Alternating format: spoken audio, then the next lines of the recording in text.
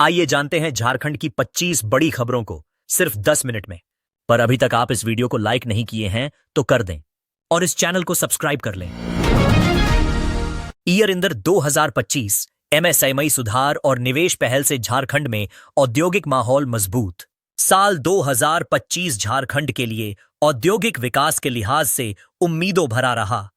राज्य सरकार ने 1.35 लाख करोड़ रुपए का अब तक का सबसे बड़ा बजट पेश कर आर्थिक विकास को नई दिशा दी। एमएसएमई को बढ़ावा देने के लिए सरलीकरण नीति अपनाई गई, जिससे नए उद्योगों की स्थापना आसान हुई। मुख्यमंत्री हेमंत सोरेन के नेतृत्व में सरकार ने विदेशी निवेश पर खास जोर दिया। स्पेन और स्वीडन यात्रा के दौरान खनन, इस्पात, इलेक्ट्रिक वाहन और क्लीन एनर्जी क्षेत्रों में निवेश की संभावनाएं तलाशी गईं। आदित्यपुर, बोकारो, संताल परगना और रांची जैसे औद्योगिक क्षेत्रों को निवेश के केंद्र के रूप में प्रस्तुत किया गया। राज्य में झारखंड एमएसएमई विशेष छूट विधेयक 2025 लागू होने से नए उद्योगों को 3 वर्षों तक कई अनुमतियों और निरीक्षणों से राहत मिली, जिससे निवेश और रोजगार बढ़ने की उम्मीद जगी है। वहीं जीएसटी दरों में संशोधन से ऑटोमोबाइल और इलेक्ट्रॉनिक सामान की बिक्री बढ़ी। खासकर दीपावली के दौरान बाजार में रौनक दिखी। हालांकि एफएमसीजी उत्पादों में अपेक्षित राहत नहीं मिली। साल 2025 में सोना चांदी की कीमतों में रिकॉर्ड बढ़ोतरी से निवेशकों को लाभ हुआ, लेकिन आम ग्राहकों पर इसका असर पड़ा। सीएम हेमंत सोरेन से झारखंड चैंबर की मुलाकात, औद्योगिक विकास पर बनी सहमति। राज्य में औद्योगिक विकास को गति देने के उद्देश्य से Jharkhand chamber of commerce and industries के शिष्टमंडल ने शनिवार को मुख्यमंत्री हेमंत सोरेन से मुलाकात की। कांके रोड स्थित मुख्यमंत्री आवास पर हुई बैठक में उद्योग जगत से जुड़ी व्यावहारिक समस्याओं और उनके समाधान पर चर्चा हुई। मुख्यमंत्री ने कहा कि राज्य सरकार औद्योगिक विकास के लिए पूरी तरह प्रतिबद्ध है और व्यापार के अनुकूल माहौल बनाने के लिए लगातार प्रयास कर रही है। उन्होंने चैंबर द्वारा दिए गए सुझावों पर शीघ्र कार्रवाई का भरोसा दिलाया। बैठक में यह भी निर्णय लिया गया कि उद्योग विभाग के सहयोग से इन्वेस्ट इन झारखंड विषय पर एक प्रस्तुति तैयार कर अन्य राज्यों में निवेशकों को आकर्षित किया जाएगा। साथ ही औद्योगिक रूप से पिछड़े पलामू और संताल परगना क्षेत्र में उद्योगों को बढ़ावा देने पर विशेष फोकस किया गया। चैंबर अध्यक्ष आदित्य मल्होत्रा ने बताया कि बैठक में बिल्डिंग रेगुलाइजेशन, खास महाल भूमि सरलीकरण और जिलों में नियमित संवाद जैसे मुद्दों पर चर्चा हुई। वीर बिरसा मुंडा साइक्लोथॉन फेज रांची से दिल्ली तक युवाओं का राष्ट्र प्रेरक संदेश। मोरहाबादी मैदान में आज वीर बिरसा मुंडा साइक्लोथॉन फेज का भव्य शुभारंभ हुआ। एनसीसी ग्रुप मुख्यालय रांची द्वारा आयोजित इस कार्यक्रम में झारखंड सरकार के मंत्री सुदिव्य कुमार मुख्य अतिथि के रूप में शामिल हुए। साइक्लोथॉन का आयोजन शौर्य के कदम, क्रांति की ओर विषय पर किया गया, जिसका उद्देश्य युवाओं में राष्ट्र प्रेम, अनुशासन और नेतृत्व की भावना को मजबूत करना है।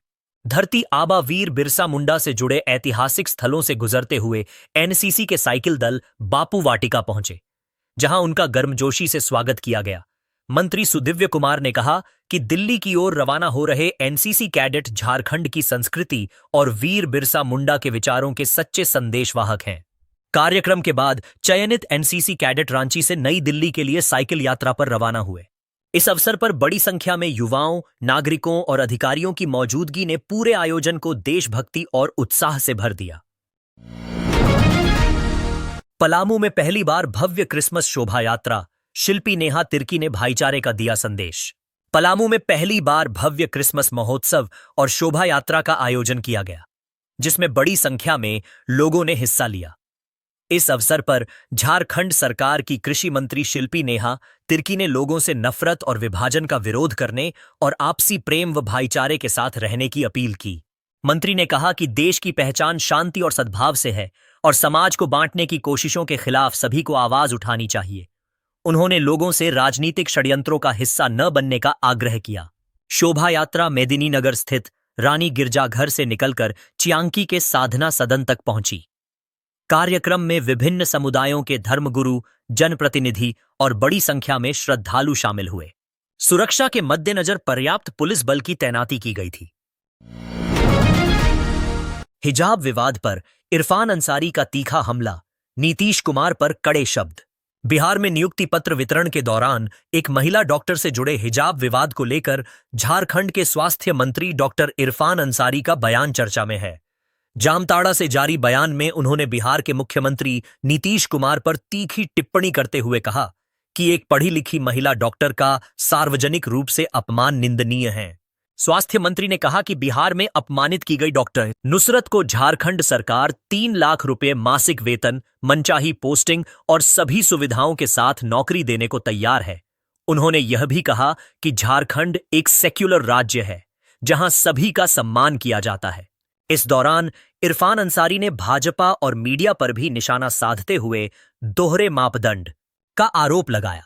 साथ ही केंद्रीय मंत्री गिरिराज सिंह पर भी तीखी टिप्पणी की।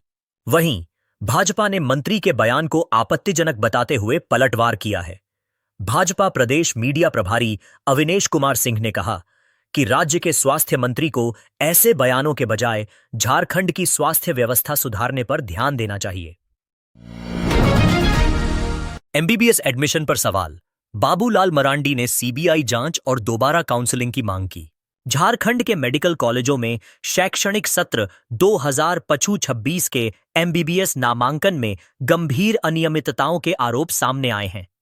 नेता प्रतिपक्ष और भाजपा प्रदेश अध्यक्ष बाबूलाल मरांडी ने मुख्यमंत्री हेमंत सोरेन को पत्र लिखकर पूरे मामले की सीबीआई जांच और नामांकन प्रक्रिया रद्द कर दोबारा काउंसलिंग कराने की मांग की है।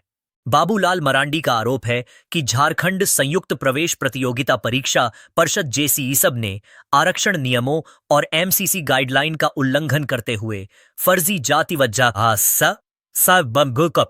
निवास प्रमाण पत्रों के आधार पर बाहरी अभ्यर्थियों को एमबीबीएस सीटें आवंटित कीं। विभागीय जांच समिति की रिपोर्ट में कई छात्रों के प्रमाण पत्र फर्जी पाए जाने की पुष्टि हुई है।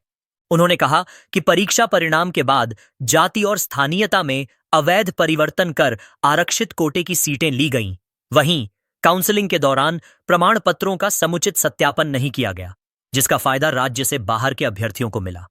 नेता प्रतिपक्ष ने मांग की कि दोषी अधिकारियों पर कार्रवाई हो, मौजूदा नामांकन प्रक्रिया रद्द की जाए और झारखंड के स्थानीय छात्रों के हित में पारदर्शी तरीके से दोबारा काउंसलिंग कराई जाए। झारखंड में बिजली दर बढ़ने की आशंका, जेबीवीएनएल ने 60% तक बढ़ोतरी का प्रस्ताव भेजा।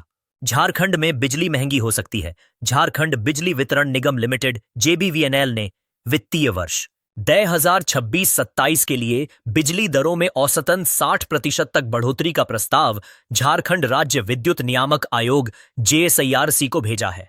प्रस्ताव के अनुसार घरेलू उपभोक्ताओं के लिए बिजली दर 10.30 रुपये प्रति यूनिट, औद्योगिक उपभोक्ताओं के लिए 9.10 रुपये प्रति यूनिट और कृषि सिंचाई के लिए 9 से 10 रुपये प्रति यूनिट करने की मांग की गई है। यदि ये दरें लागू होती हैं तो आम उपभोक्ताओं के साथ साथ किसानों पर भी अतिरिक्त बोझ पड़ेगा। इस प्रस्ताव को लेकर राजनीतिक बयानबाजी तेज हो गई है।